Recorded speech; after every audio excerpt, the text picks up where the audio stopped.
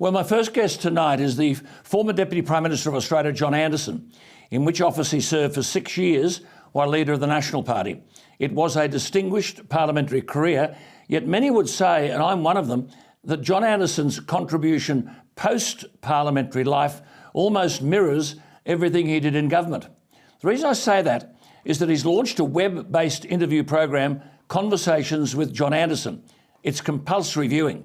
Discussions with intellectuals in layman's language from every walk of life and from all over the world. It's because of an outstanding political and post-political career that John Anderson was accorded Australia's highest honour in the Queen's Birthday Honours List, a companion of the Order of Australia, AC. When I last spoke to John last year, it was at a time when he was seeking a different tone in federal politics. And he said to me, and I quote him, "We're deeply divided by the poison of identity politics, which so powerfully pits us against one another and so denigrates our past that we feel unworthy and unable to defend the benefits and the values that our forebears fought so hard to secure for us." He further said, "I'm deeply concerned with the way in which we are tearing ourselves apart. We have to learn the good and the bad in our history. But without our history," he said, "we are adrift.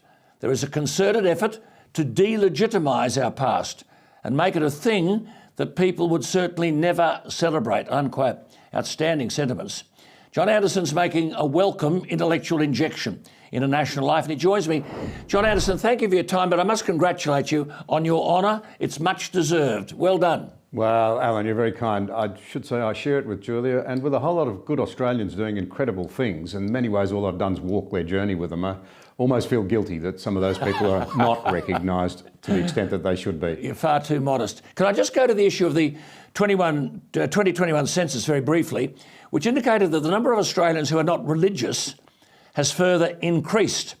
And you called on those, quote, dancing on the grave of Christianity to explain their, quote unquote, better alternative amid an increasingly broken up and divided Australian society. Just for our viewers, amplify that point, John.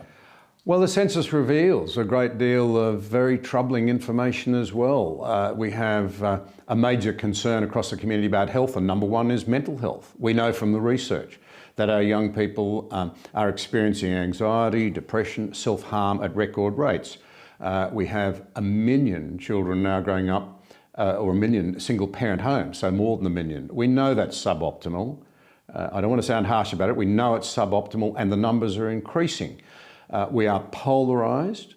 The research makes it plain that we are less trusting of our leaders and the institutions that they're in. One thing to lose confidence in your leaders, that can be fixed by different leaders. You lose confidence in your institutions, you're in real trouble. We look like a less and less coherent society, and yet it seems that those who would label themselves progressives, not sure I accept the term, say the answer to the problem is to drive harder with the things that have created the problem. Meanwhile, we have no coherent national narrative or common set of beliefs. So I do see, I'm troubled by it, Alan, as somebody who just thinks this is the most fantastic society to live in.